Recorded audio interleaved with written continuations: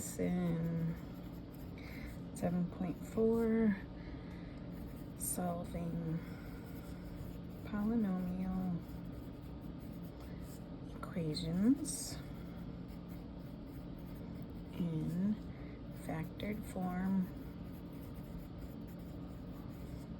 part 2.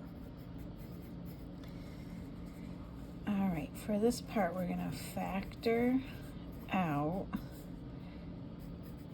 the greatest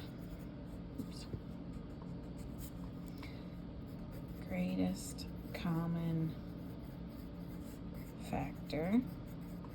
Remember, we call that GCF, right? Okay, so greatest common factor. So if you're given 4x to the 4th plus 24x cubed, okay? First, decide what number goes into 4 and 24 evenly. Okay, now be careful because a lot of people answer 6. That's not what I'm asking. I'm asking what number goes into 4 evenly and what number goes into 24 evenly. So the biggest number that goes into both of those evenly, the biggest number that goes into both of them evenly is 4, right? Okay, 4 goes into 4 evenly, 4 goes into 24 evenly. Okay, then we also want to know is there a common variable? Well, yeah. Okay, so we're also going to factor out the variable x, but it's going to be to the lowest power shown. Okay, so what does that mean? Well, if you look at the two variables, we have an x to the 4th and an x to the 3rd. Okay, so you always want to look for the lowest power because that means that's the most we could take out. That's the greatest common factor that those two variables would have. So x to the 3rd is going to be what we can also take out of both of those terms. Okay, so I'm going to rewrite. So we have 4x to the 4th plus 24x to the 3rd. Once you figure out what you're going to take out, then we're going to factor it out. This is what we did before, right? So we're going to factor out a 4 from both terms, and we're going to factor out an x cubed from both terms. Okay? All right, so what do we do when we factor something out? It comes out in front of the parentheses, right? We're taking that factor out of both of those. So we pulled it out, and then what's left? The 4 is canceled. X to the 4th divided by x to the 3rd. We are left with x to the 1st power. Okay, over here, we have a positive 24. So if we take the factor of 4 out of 24, we have a positive 6 left. And x cubed divided by x cubed, those cancel each other out. So when we factored out 4x cubed, we're left with x plus 6. Okay, that's just you taking out, factoring out the greatest common factor. All right, so why do we need that? Well, we're going to use that then to actually solve the equation. Okay, so that's what we're going to do next. Solving equations by factoring. All right, so if we have 2x squared plus 8x equals 0. So we have an equation, okay? First thing you're going to do is figure out the greatest common factor. Well, what number goes into 2 and 8 evenly? 2. What number or what variable, what they both have x's, right? So we know it's going to be an x. What's the lowest power of either term? This is x squared. This is x to the first. So the most we could take out then is x to the first, which means our greatest common factor then is 2x. Okay, so we're going to take our 2x squared plus 8x. We're going to factor out a 2x from both of those terms. Now, you're not doing it to both sides of the equation. You're factoring it out of the existing expression on the left side. So we taking out a 2x.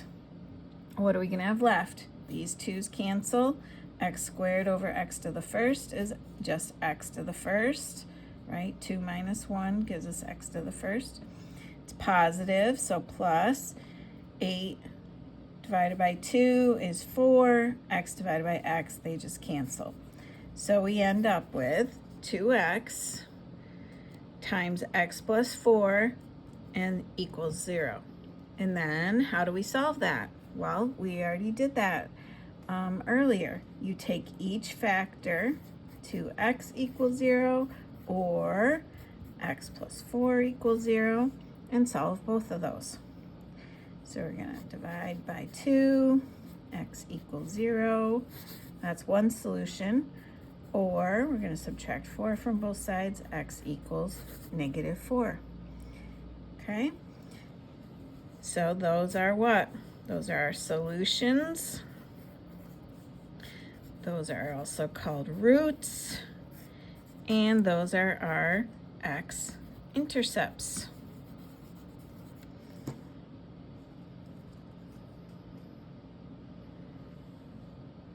All right, go ahead and turn the page.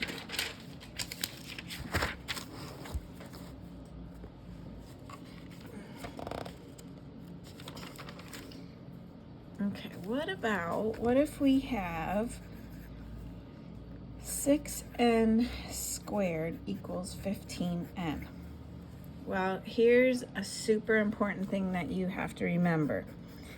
You must have one side of the equal sign be a 0.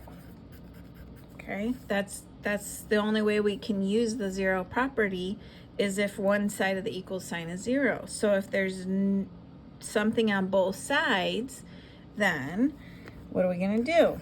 You're going to move one of those terms. So we're going to move the 15n to the other side. And how do we move things to the other side of the equal sign? We do the opposite sign, right? So we're going to subtract.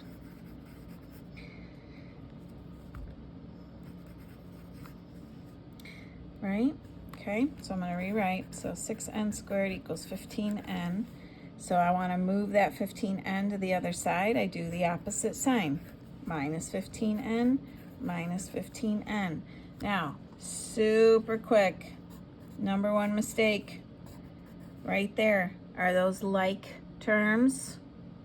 They are not. N to the first, n to the second. You cannot combine these. These are not like terms. Please do not do that.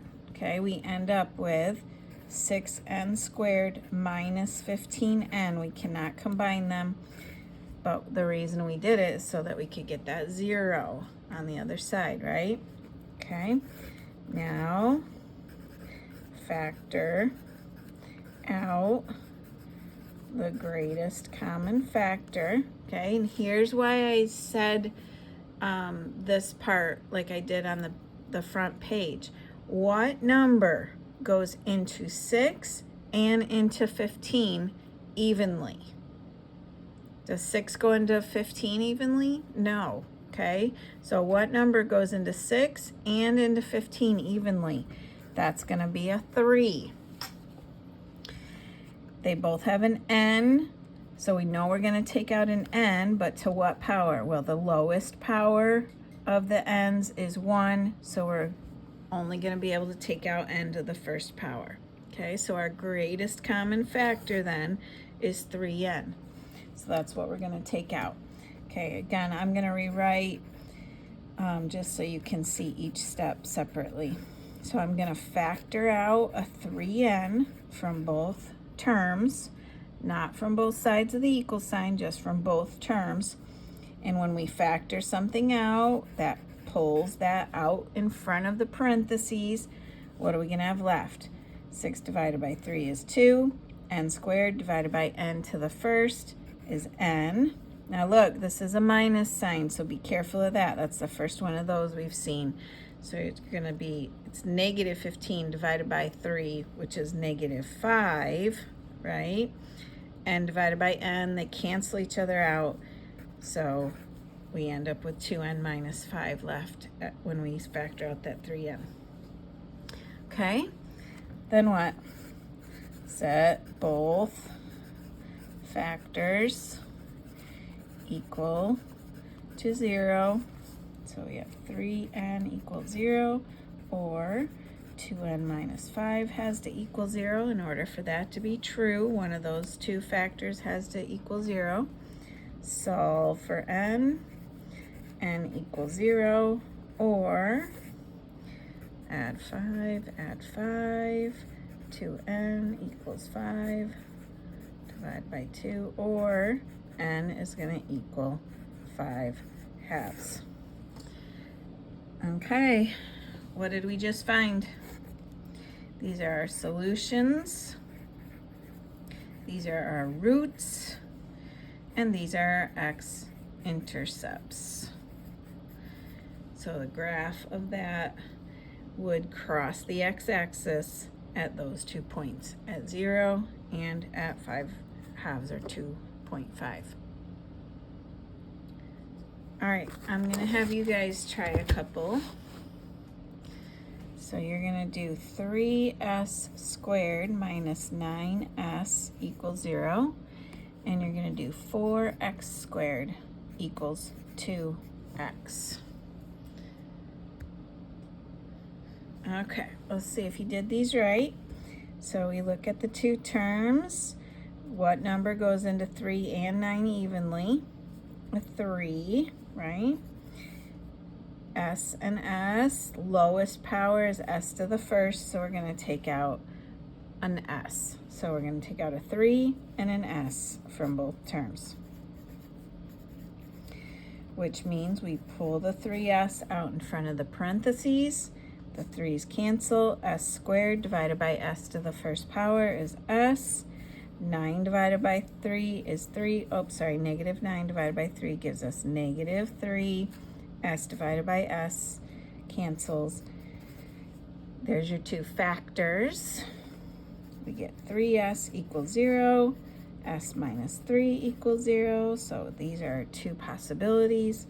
Divide both by 3, s equals 0, or add 3, s is going to equal 3. Solutions, roots, x-intercepts. Again, don't just leave that out if it's a 0. That's important because that's the place where it crosses. Okay, let's try the second one. We need a 0 on one side of the equal sign. So we're going to move the 2x to the other side by subtracting it. These cannot be combined. They're not like terms. So we end up with 4x squared minus 2x equals 0. What number goes into 2 and 4 evenly? A 2. What variable? They both have x's. X squared, x to the first, which means we go with the lowest power. We can only take out an x to the first. So we factored out a 2x. We put that in front of the parentheses. 4 divided by 2 is 2. X squared divided by x is x. Negative 2 divided by 2 is negative 1. And x over x cancels out. This is important. This is super important. You must put that 1 there. You can't just say, oh, they cancel. Okay, but there's nothing else there, so you have to have that 1 to hold that spot. All right, set both terms, or sorry, set both factors equal to 0. So 2x equals 0, or 2x minus 1 equals 0. Solve for x. So x equals 0, or